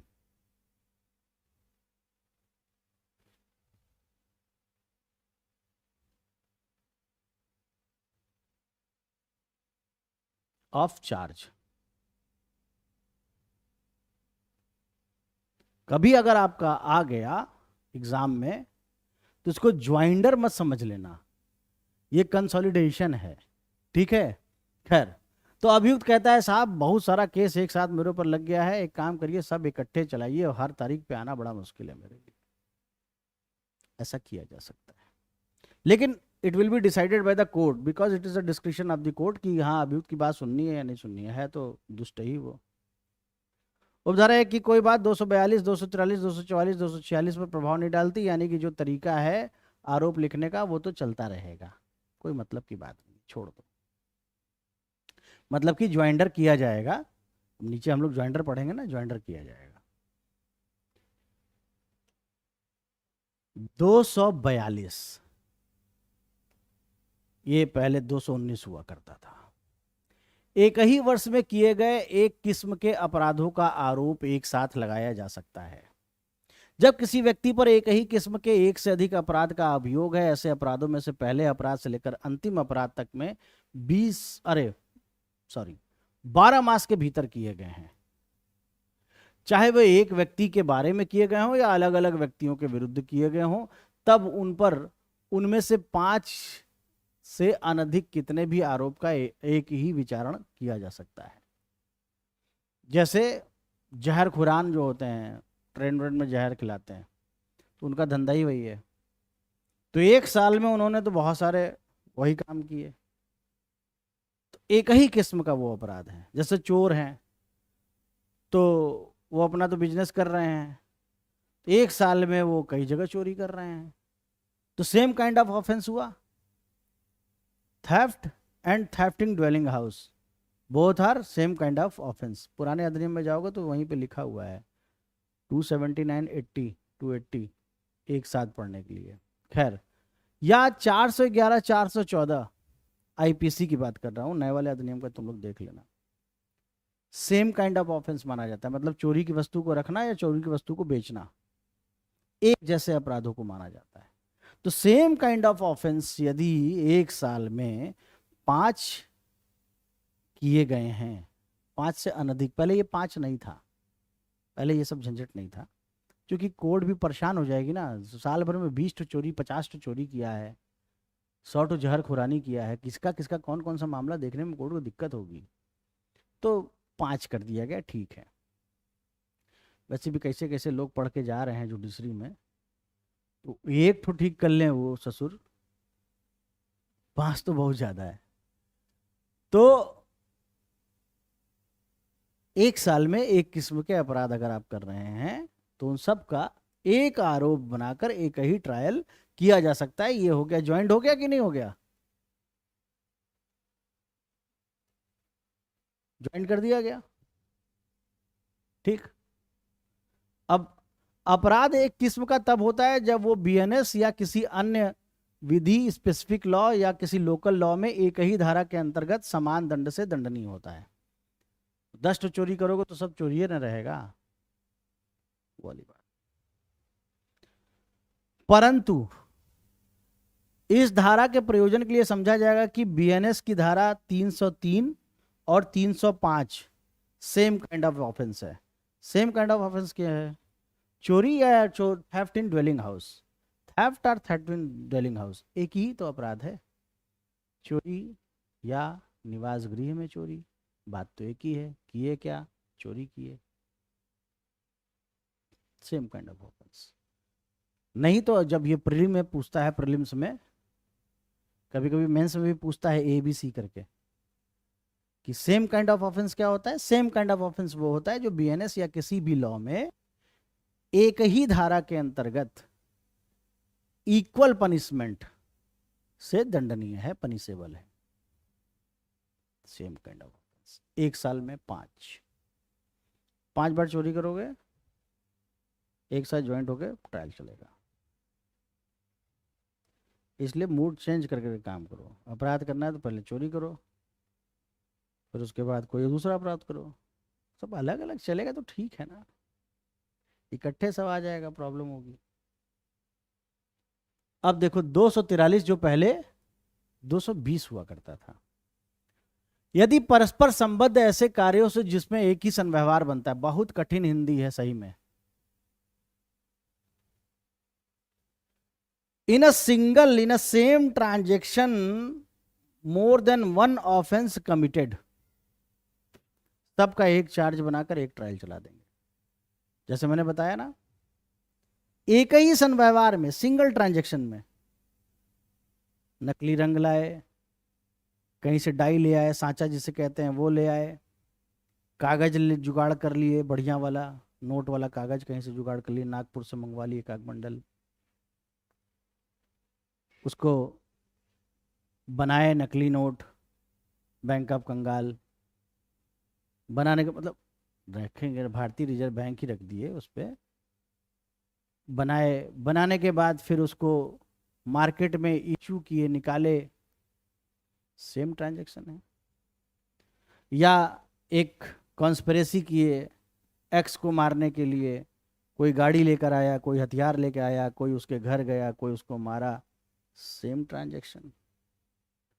बॉम्बे पे हमला किया अब्दुल कसाब और उसके 4 साथियों ने, पाकिस्तान में ट्रेनिंग लिए, पाकिस्तान से ट्रेनिंग लेके यहाँ तक मारने तक, सब सेम ट्रांजैक्शन है, सेम ट्रांजैक्शन। तो सेम ट्रांजैक्शन में जो अपराध हुआ, किसी के घर में गए, धक्का मारे, तोड़ फोड़ करे, आग लगाए, गोली मारे, सामान लूटे, सेम ट्रांजैक्शन में कर रहे हो ना, अलग अलग समय पे तो नहीं कर रहे हो। अगर कोई अपराध सेम ट्रांजैक्शन में किए हो तो उन सब का एक साथ आरोप लिखकर एक ही ट्रायल चलाया जा सकता है।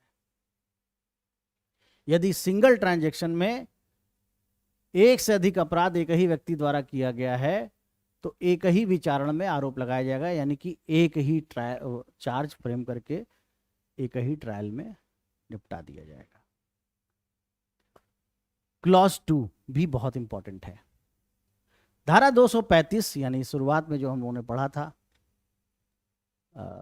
कंटेंट में, या धारा 242 1 वर्ष में 5 सेम काइंड ऑफ ऑफेंस में जो बातें कही गई हैं उससे संबंधित कोई ब्रीच ऑफ ट्रस्ट या मिस अप्रोप्रिएशन या एक से वही अपराध किया गया है या उस अपराध को करने के लिए इजी बनाया गया है या छिपाने का प्रयास किया गया है या कोई काउंटर फिटिंग की गई है, फॉल्स इंप्लीकेशंस किए गए हैं, उसका अपराध का आरोप है, तो उन सब का एक ही विचारण, एक ही आरोप बनाकर किया जा सकता है। अब समझो बात को, इतना टेक्निकल है नहीं। क्रिमिनल ब्रीच ऑफ ट्रस्ट या मिस अप्रोप्रिएशन ऑफ प्रॉपर्टी, एक नहीं किए हैं, कई किए हैं, एक से अधिक किए हैं। एक साथ आरोप बनाया और ट्रायल कर दिया। मान लो हम सरकारी कर्मचारी हैं ट्रेजरी ऑफिस में बैठते हैं, लोग वहां सैलरी और पेंशन लेने आते हैं, सबसे 100-100 रुपया लेते हैं, पेंशन का या सैलरी का लेते हैं, पता करिएगा पता चलेगा, लेते हैं। तो रोज ब्रीच ऑफ ट्रस्ट कर रहे हैं कि नहीं? याद करिए ब्रीच ऑफ ट्रस्ट जब हमने पढ़ाया था आप लोगों को, वीडियो है आप लोग देखिएगा उसमें। तो ब्रीच ऑफ ट्रस्ट तो ये भी है ना, जो उसके एक्सप्लेनेशन में दिया हुआ है कि प्रोविडेंट फंड के तहत आप कोई काम करते हैं या लाइफ इंश्योरेंस डिपार्टमेंट में काम करते हैं, वहां पर अगर कोई ऐसा आप काम करते हैं गड़बड़, तो ब्रीच ऑफ ट्रस्ट है। तो आप क्या कर रहे हैं? रोज कुछ कर रहे हैं ना, 10 लोगों से रोज बेईमानी कर रहे हैं ना, भ्रष्टाचार कर रहे हैं रोज आप। और ब्रीच ऑफ ट्रस्ट इसलिए है क्योंकि सरकार ने आप पे विश्वास करके वो पैसा दिया है कि आप पूरा पूरा पैसा चुकता करेंगे, तो ब्रीच ऑफ ट्रस्ट कर रहे हैं। तो एक से अधिक ब्रीच ऑफ ट्रस्ट या एक से अधिक मिस अप्रोप्रिएशन आपका काम ही है राह चलते हुए सामान देखे किसी का उठाए और चल दिया। बहुत सारे सब्जी चोर मिलेंगे आपको, 3 दिन आप वॉच करिए सब्जी मंडी में, पढ़े लिखे सूटेड बूटेड बहुत ढंग के लोग, एक्सक्यूज मी बोलने वाली आंटी लोग भी ऐसे जाएंगी, खड़ी रहेंगी, ऐसे हाथ मारेंगी, 100 ग्राम मिर्च झोले में, 2 अदरक झोले में, 3 लहसुन हो गया, अब मसाला तैयार करके आती हैं वहां से। तो क्या करनी है? मिस अप्रोप्रिएशन ही तो कर रही हैं। हाँ, या चोरी तो एक अलग बात है। तो जो ऐसा कर रहा है, एक से अधिक मिस अप्रोप्रिएशन, एक से अधिक ब्रीच ऑफ ट्रस्ट, सबका एक बार में, आंटी आप साल भर अदरक चुराई हैं, एक साथ आरोप बनाकर ट्रायल चला दिया जाएगा। वही बात ये कह रहा है, सिंपल। कोई ना कोई आंटी आप लोगों को मिल जाएंगी, 3-4 दिन वॉच करिए, कोई ना कोई आदमी भी मिल जाएगा। भाई देखिए, लॉ इतना इजी क्यों है मेरे लिए? कोई सब्जेक्ट हो, मैं अपने जीवन से ही देखता हूं, अपने आसपास के माहौल से सीखता हूं, और उन उदाहरणों से ही आप जल्दी से लॉ सीख सकते हैं, अदरवाइज नहीं सीख सकते। अगर आप लॉ को सब्जेक्ट समझेंगे तो घंटा नहीं सीख पाएंगे। लॉ को समझिए, आपकी लाइफ से जुड़ा हुआ कुछ मामला चल रहा है, सब समझ में आ जाता है। ठीक। तीसरा, यदि जो कार्य किया जा रहा है, यानी कि ऑफेंसिव एक्ट, जो अपराध किया जा रहा है जिससे अपराध परिभाषित या दंडनीय हो, 2 या पृथक परिभाषाओं में आने वाले अपराध बनते हैं, तो जिस व्यक्ति पर उन्हें करने का अभियोग है, एक ही विचारण किया जा सकता है। अब समझो, रेप बीएनएस में भी है, और वही अगर 18 वर्ष से कम आयु का रेप है तो बीएनएस के तहत भी सजा मिलेगी और पॉक्सो से भी मिलेगी। तो एक से अधिक विधियों में चला गया वो, एक आरोप बनाओ, ट्रायल चलाओ।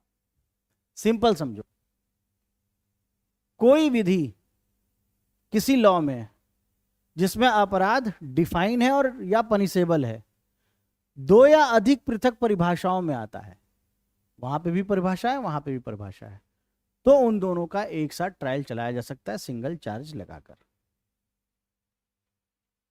अब चौथा बड़ा इंपॉर्टेंट है भाई, यदि कई कार्य जिसमें से एक या एक से अधिक स्वयं अपराध गठित करते हैं मिलकर भिन्न अपराध बना है, तो ऐसे सभी कार्यों को मिलाकर एक चार्ज बनाया जाएगा और विचारणा कर दिया जाएगा। कई कार्य हैं जिनमें से एक या एक से अधिक स्वयं अपराध करते हैं, स्वयं अपराध बनते हैं। बहुत सामान्य बात है, समझाने के लिए बहुत सारी चीजें बेयर में लिखी जाती हैं, क्योंकि विद्वान अधिवक्ता लोग अभियुक्त को बचाने के लिए बड़ा बड़ा ज्ञान दे देते हैं, और हैं एक से एक अधिवक्ता हैं हिंदुस्तान में। मैं क्या बता रहा था, अब देखो, कह रहे हैं कि कई कार्य मिलकर अपराध बन रहा है, तो कई कार्य मिलकर अपराध बना हत्या, और उसमें से भिन्न भिन्न कार्य अपने आप में भी अपराध हैं। गैर लाइसेंसी पिस्टल कहीं से प्राप्त करके आया तो वो आर्म्स एक्ट हो गया।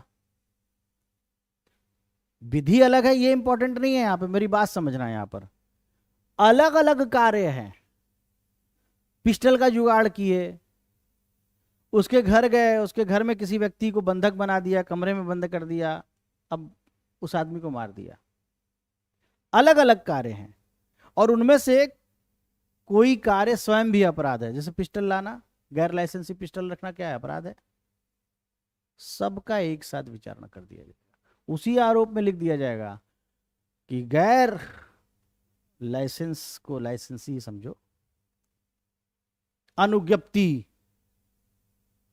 अरे छोड़ दो, नॉन लाइसेंस पिस्टल लाकर हत्या कारित की या घोरोपति पहुंचाई, उसमें लिख दिया जाएगा।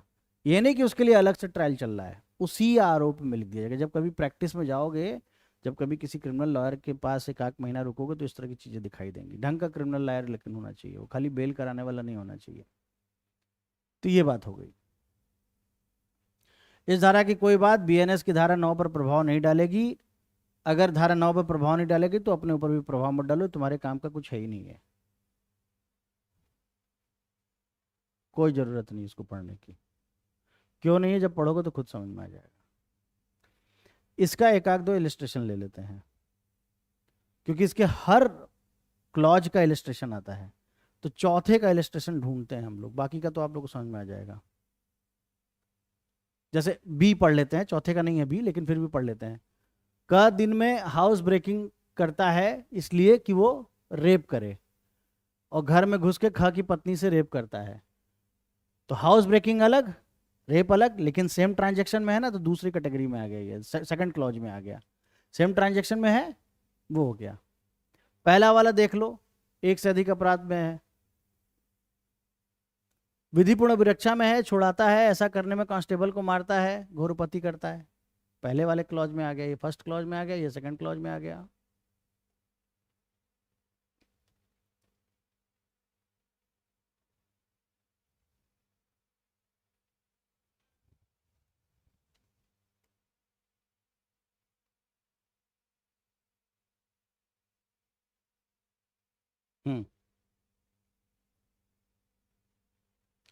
सॉरी, थोड़ा सा नीचे करें। क 6 अन्य व्यक्तियों के साथ बलवा करता है, घोर उपहति करता है, पब्लिक ऑफिसर को उसका कार्य करने से रोकता है, हमला करता है, तो वो क्या करता है? वो अलग अलग आरोप लगाया जा सकता है और दोषित किया जा सकता है। का मतलब ये नहीं है कि संयुक्त आरोप नहीं लगाया जा सकता है, लिखा है ना, यानी इन सबको एक साथ भी कर सकता है, क्योंकि सिंगल ट्रांजैक्शन में हो रहा है।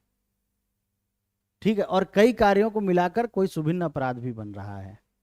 जैसे सुभिन्न अपराध, पब्लिक ऑफिसर को डिस्टर्ब करना।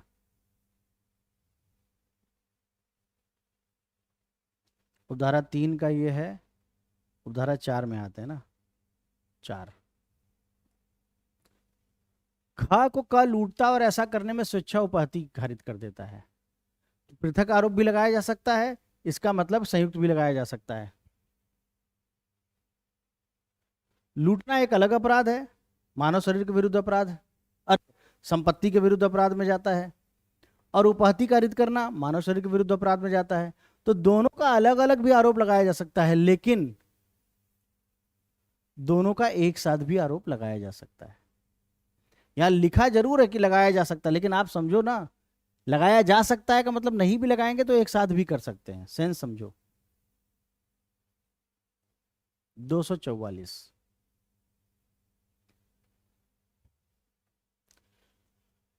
यदि कोई एक्ट या एक्ट्स इस नेचर का है कि ये संदेह है, एक एम्बिग्यूटी क्रिएट हो रही है, कंफ्यूजन हो रहा है कि कौन सा अपराध हो रहा है, कई अपराधों में से कौन सा अपराध है, तब अभियुक्त पर ऐसे सब अपराधों का आरोप लगा दिया जाएगा या उनमें से किसी का आरोप लगा दिया जाएगा। ये क्या बात हो गई भाई? जहां पर ये क्लियर नहीं है कि असल में वो कौन सा अपराध किया है, लेकिन कई कार्यों से मिलकर वो अपराध बन रहा है, कई कार्यों से मिलकर अपराध बनने का मतलब समझना। रॉन्गफुल, सॉरी, जैसे किसी व्यक्ति का एब्डक्शन किया, अपहरण। अब अपहरण करने के लिए उसको क्रिमिनल फोर्स यूज होता है, क्रिमिनल फोर्स किया, बंदूक दिखाकर उसको या कोई झूठ बोलकर कि तुम्हारे पापा की तबीयत खराब हो गई, गाड़ी में बैठा लिया, गाड़ी में बैठाकर दूसरी जगह ले गए, दूसरे से तीसरे जगह ले गए, कंटिन्यूइंग ऑफेंस होता है, वो आप सब जानते हैं। अपहरण एक चलत अपराध है, हर बार एक अपराध हो रहा है, जब जहां जहां से मूव कर रहा है सब हो रहा है। और फिर उसी में एक्सटॉर्शन मनी मांगी गई फोन करके कि भाई आपका बेटा मेरे पास है, 2 करोड़ रुपया आप पहुंचवा दीजिए, और बाद में कोई हर्ट, ग्रेवियस हर्ट या मर्डर कर दिया गया।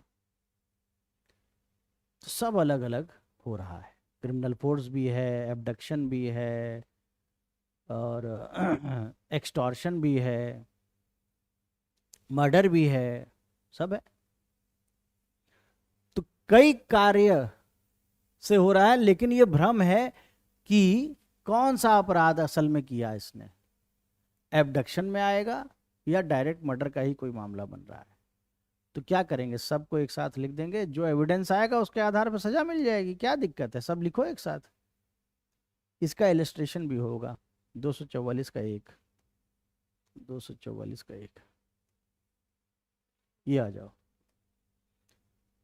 क पर ये चार्ज है, ये आरोप है कि जो चोरी की या चुराई गई संपत्ति को प्राप्त करने की या आपराधिक न्यास भंग करने की या छल की कोटि में आ सकता है, ऐसा कोई काम किया है। या तो आपराधिक न्यास भंग किया है या चोरी किया है, मतलब कई बार कुछ ऐसी कंडीशन होती है ना कि सब मिक्स होता है, समझ नहीं आता है। अब जैसे मैंने कहा कि भाई तुम हमारा ये घर का चाबी रखो अपने पास, हम आएंगे तो ले लेंगे, तो ब्रीच ऑफ ट्रस्ट भी माना जा सकता है अगर वो चाबी खोल के सामान लेके जा रहा है तो।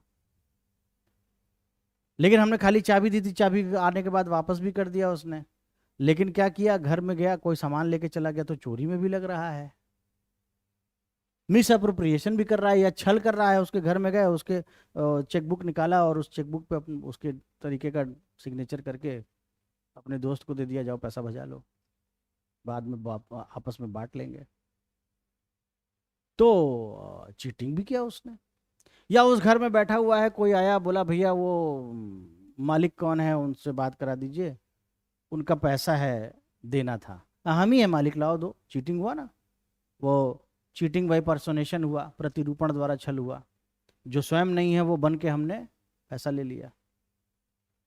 तो कई बार ये स्पष्ट नहीं हो पाता कि असल में चोरी है, न्यासभंग है या क्या है। सपोज समझाने के लिए आपको बता, तो इन सबको एक ही चार्ज में लिख देंगे, सबका एक साथ चार्ज बना देंगे और विचारण कर देंगे, ये भी ज्वाइंडर है, विचारण कर देंगे। अब जो एविडेंस पे आएगा, जो आई विटनेसेस बताएंगे, जो सीसीटीवी कैमरा बताएगा, वो सब बात की बात है, उसके आधार पर जो अपराध बनेगा उसकी सजा हो जाएगी। कोई अन्याय तो हो नहीं रहा है, सबके लिए तो सजा दे नहीं रहे, कंफ्यूजन था इसलिए सबको एक साथ जोड़ दिया। फिर सेक्शन पे आ जाते हैं, क्लॉज 2 पर, थोड़ा सा और ऊपर कर देते हैं, क्लॉज 2। यदि ऐसे मामले में अभियुक्त पर आरोप लगा, एक अपराध का आरोप लगाया गया और साक्ष्य से प्रतीत हुआ कि कोई भिन्न अपराध हुआ, आरोप लगाया गया एक, और जो साक्ष्य आया उससे ये पता चला नहीं नहीं कोई भिन्न अपराध हुआ, ये बाद में अल्टरेशन में जाता है, ऐसे मामले बाद में अल्टरेशन में जाता है, क्योंकि शुरुआत में तो आरोप लग गया, एक अपराध का आरोप लग गया कि ये चोरी का सामान रखता है, आरोप लग गया। अब बाद में साक्ष्य आया कि नहीं नहीं भैया, चोरी का सामान नहीं केवल रखता है, ये खुद भी चोरी करता है, ये खुद चोरी करके ले गया, साक्ष्य ये आ गया, तो कोई दिक्कत नहीं है, जो साक्ष्य आएगा उसके आधार पर दंड मिलेगा।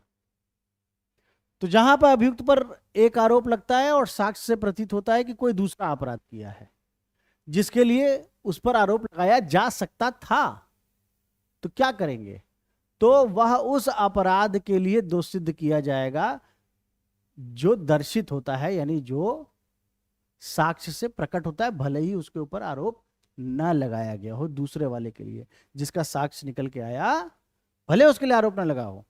जैसे मैंने फिर से बताया, फिर बता रहा हूं, मेरे ऊपर आरोप लगा कि 411 आईपीसी के तहत मैं चोरी का सामान अपने पास रखता हूं, यह आरोप लगाया गया। ट्रायल चला तो पता चला चोरी का सामान हम किसी और से नहीं लिए थे, हम खुद ही चुरा के रखे थे, तो चोरी का हो गया अपराध। तो या तो अल्टरेशन कर देगा कोर्ट, और या तो उसी ट्रायल में चला के जो एविडेंस आया उसी एविडेंस के आधार पर जजमेंट सुना देगा, भले उसका आरोप न लगाया गया हो दूसरे वाले, जो जो साक्ष्य से निकल के आया अपराध, भले उसका आरोप न लगाया गया हो। इसका इलस्ट्रेशन भी पढ़ लेते हैं। कहाँ पर केवल चोरी का मामला है या प्रतीत होता है कि चोरी की संपत्ति भी रखता है वो, या न्यासभंग भी करता है, तो जो आया एविडेंस से उसका जजमेंट दिया जाएगा उसके खिलाफ, भले ही साक्ष्य के आधार पर जो अपराध निकल के आया उसका आरोप नहीं लगाया गया था।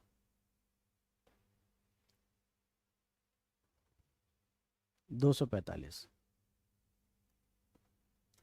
जब वह अपराध जो साबित हुआ है आरोपित अपराध से के अंतर्गत है। जब किसी व्यक्ति पर आरोप है जिसमें कई विशिष्टियां हैं और जिसमें से केवल कुछ के संयोग से एक छोटा अपराध बनता है।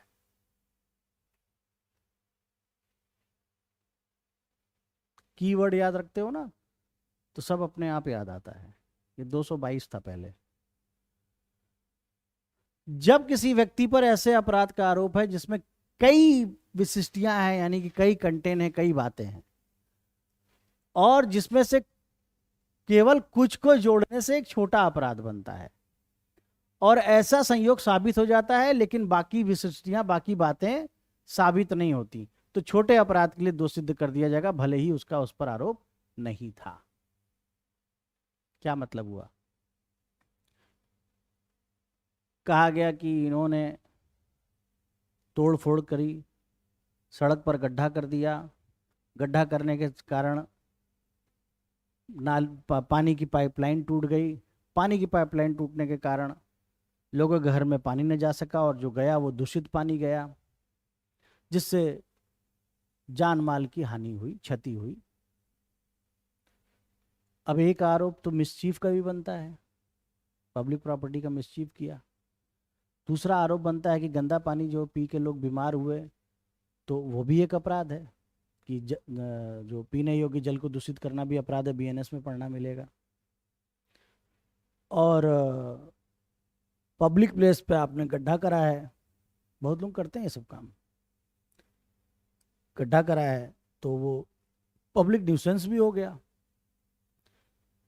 तो बहुत सारी बातें उसमें विशिष्टियों में उस आरोप में बताई गई, लेकिन निकल के आया कोई छोटा अपराध। छोटा अपराध ये निकल गया कि पब्लिक न्यूसेंस किया, बाकी अपराध स्पष्ट नहीं हुआ, नहीं हुआ होगा, तो बाकियों के लिए कुछ नहीं करेंगे, जो निकल के आया है उसके लिए पनिश कर देंगे। तो कई विशिष्टियां थी, लेकिन कुछ के संयोग से एक छोटा अपराध बनता है कि भाई उसने केवल और केवल गड्ढा किया था और वो इतना गंभीर नहीं था कि बाकी चीजें हुई हो, तो जितना सिद्ध हो रहा है उसके लिए उसको दोष सिद्ध कर दिया जाएगा, भले ही उस बात का आरोप उसके ऊपर ना हो। जब किसी व्यक्ति पर किसी अपराध का आरोप लगाया जाता है और ऐसे तथ्य से साबित कर दिया जाता है कि उसे घटाकर छोटा अपराध कर देते हैं, तब उस छोटे अपराध के लिए दोष सिद्ध किया जाएगा, भले ही उसको आरोपित न किया गया हो। जब, अच्छा इसका दृष्टांत देखते हैं।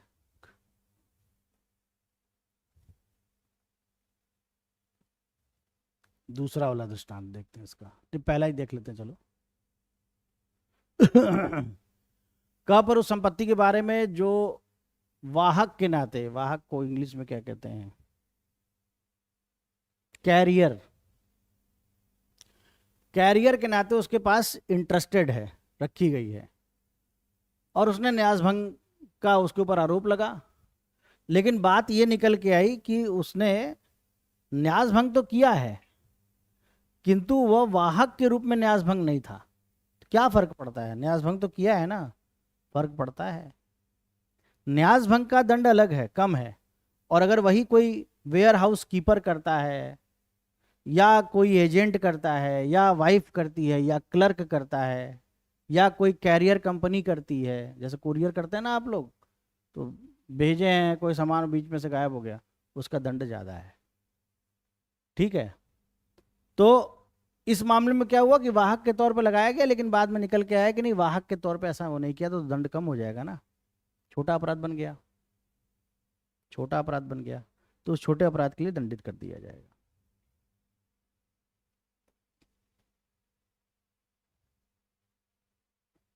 क पर ग्रेवियस हर्ट करने के लिए 117 के अधीन आरोप लगा है, लेकिन साक्ष्य से यह साबित होता है कि उसने सडन एंड ग्रेव प्रोवोकेशन में किया, तो ग्रेवियस हर्ट का दंड ज्यादा है।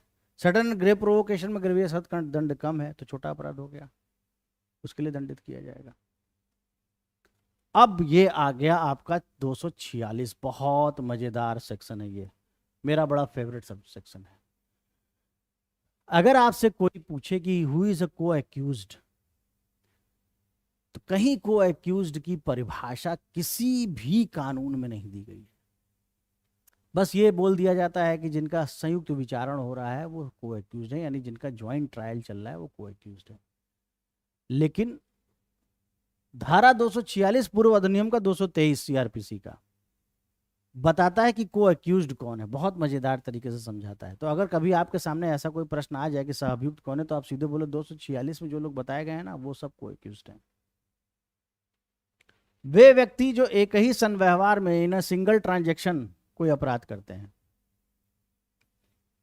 कसाब और कसाब के पप्पा लोग जो पाकिस्तान में बैठे हैं, हरकतुल मुजाहिदीन, हिजबुल मुजाहिदीन, लश्कर तोयबा, हाफिज सईद के जो ऑर्गेनाइजेशन है, वो सब एक ट्रांजैक्शन माना जाएगा। जो भारत पे हमला जो हुआ कसाब ने किया, तो वो सब को एक्यूज्ड हैं। जहां पे एक ही संव्यवहार में कई लोग डकैती कई लोग मिलकर डाल रहे हैं, सब को एक्यूज्ड हैं।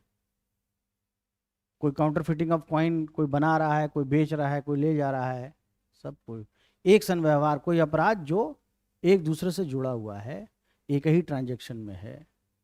कई लोग दंगा करने, बलवा करने चले गए, दंगा नहीं बलवा करने चले गए, कई लोग अनलॉफुल असेंबली के जो लोग हैं साथ में बवाल किए जा रहे हैं मस्जिद के बाहर खड़े होकर, वो लोग क्या हैं, वो कौन है, वो एक्यूज्ड है, क्योंकि इन सिंगल ट्रांजैक्शन वो सब वो काम कर रहे हैं। तो उन सब का एक साथ ज्वाइंट करके ट्रायल चलाया जा सकता है, उन सब एक्यूज्ड का।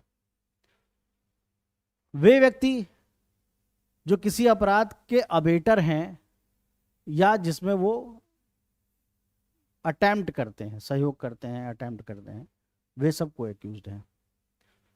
वे व्यक्ति जो 12 महीने यानी 1 साल के भीतर संयुक्त रूप से एक ही किस्म का अपराध करते हैं। सारे जहर खुरान भैया लोग ट्रेन में खाना खिला दे रहे हैं, कुछ चखा दे रहे हैं, लोग बेहोश हो जा रहे हैं, तो एक ही साल में संयुक्त रूप से जो लोग अपराध कर रहे हैं और एक ही किस्म का अपराध कर रहे हैं, उन सब का एक साथ ट्रायल चलाया जा सकता है। भले वो एक साथ अपराध न किए हों, याद रखना, भले वो अलग अलग अपराध किए हों, एक आजमगढ़ में जहर खुरानी किया हो, एक मऊ में जहर खुरानी किया हो, लेकिन उन सब का ट्रांजैक्शन, उन सब का act same kind of offence है।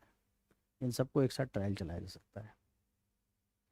वे व्यक्ति जिन पर एक ही संदर्भ में भिन्न भिन्न अपराध किए हैं, भिन्न भिन्न अपराध, एक गाड़ी लेकर आया है, एक गैर लाइसेंसी पिस्टल लेकर आया है, एक ने हाथ पैर पकड़ा हुआ है, एक ने गोली चलाई है, एक ने घर में आग लगाया है, एक ने कुछ लोगों को बंद कर दिया है, भिन्न भिन्न कर रहे हैं, लेकिन वे सब कॉमन इंटेंशन के तहत मारे जाएंगे।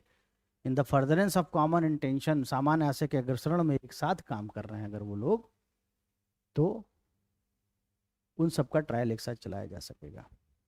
वे व्यक्ति जिन पर चोरी, एक्सटॉर्शन, चीटिंग, क्रिमिनल मिसअप्रोप्रिएशन जैसे अपराध कर रहे हैं, और मतलब ऐसे लोग जिन पर ऐसा आरोप है वो कर रहे हैं, और साथ में उनके साथ वे व्यक्ति जो ऐसी वस्तुओं का, जो चोरी की या उदापन या छल या आपराधिक दुर्नियों की जो वस्तु है उसको अपने कब्जे में रखते हैं।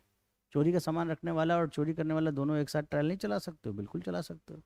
मैं साथ चेन चोरी करके आऊँ और तुमको दूँ बेचने के लिए, तो हम दोनों का ट्रायल एक साथ चलेगा।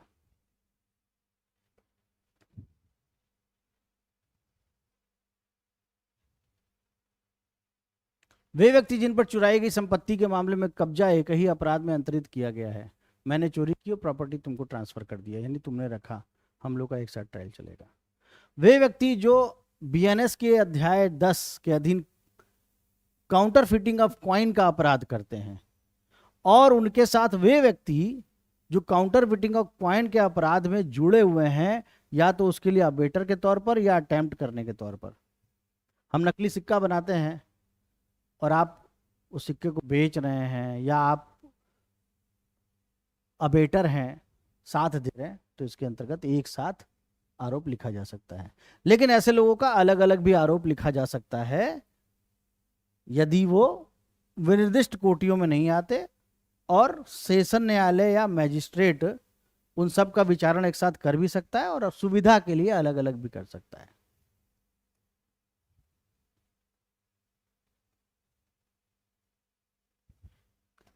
जहां कई आरोप लगाए गए, 1 2 3 4 5, कई आरोप लगा दिए भैया, जिसका साक्ष्य आया उसके लिए दंड मिलेगा, जिसका नहीं आया उसके लिए नहीं मिलेगा, यही बात बोलता है।